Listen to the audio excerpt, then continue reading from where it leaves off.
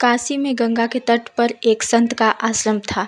एक दिन उनके शिष्य ने पूछा कि गुरुवर, शिक्षा का निचोड़ क्या है? संत ने मुस्कुराकर कहा, एक दिन तुम स्वयं ही जान जाओगे। कुछ समय बाद एक रात संत ने कहा कि शिष्य, इस पुस्तक को मेरे तख्त पर रख दो।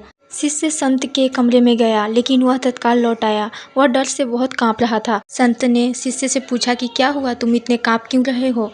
तब शिष्य ने कहा कि गुरुवर, आपके कमरे में एक सांप है। शिष्य ने कहा कि आपके कमरे में एक सांप है। तब संत ने कहा कि यह तुम्हारा भ्रम है। संत ने कहा कि फिर तुम जाओ कमरे में, सांप होगा तो तुम किसी मंत्र का जाप करना, वह भाग जाएगा। सांप। शिष्य दोबारा कमरे में गया, लेकिन उसने मंत्र का जाप किया, परंतु वह सांप भागा नहीं।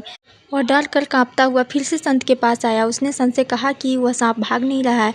तब संत ने कहा कि इस बार तुम दीपक लेकर जाओ, सांप होगा तो दीपक के प्रकाश से भाग जाएगा। शिष्य जब दीपक लेकर कमरे में गया तो देखा कि वहाँ सांप नहीं है, वहाँ तो सांप की जगह एक रस्सी है। शिष्य ने उस पुस्तक को उस जगह पर रख दिया और बाहर आकर अपने गुरु से कहा कि गुरुवर, वह सांप नहीं था, वह तो रस्सी था। मैंने भ्रम में आकर उसे सांप समझ बैठा। तब संत ने कहा कि हाँ, यही तो भ्रम है। संत ने कहा, यह संसार गहन भ्रम जाल है।